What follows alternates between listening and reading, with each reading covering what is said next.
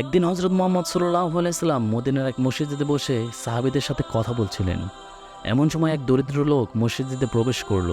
সে খুবই অসহায় এবং ক্ষুধার্তও ছিল। নবীজি সাল্লাল্লাহু আলাইহি সাল্লাম লোকটির অবস্থা দেখে খুবই কষ্ট পেলেন। তিনি সাহাবীদের দিকে তাকিয়ে বললেন, কে এই দরিদ্রকে খাবার দেবে? সাহাবীদের মধ্যে একজন সাহাবী দাঁড়িয়ে বললেন, ইয়া রাসূলুল্লাহ, আমি তাকে খাওয়াবো। সাহাবী দরিদ্র লোকটিকে নিয়ে নিজের বাড়িতে গেলেন, কিন্তু তার ঘরে যথেষ্ট খাবার ছিল না।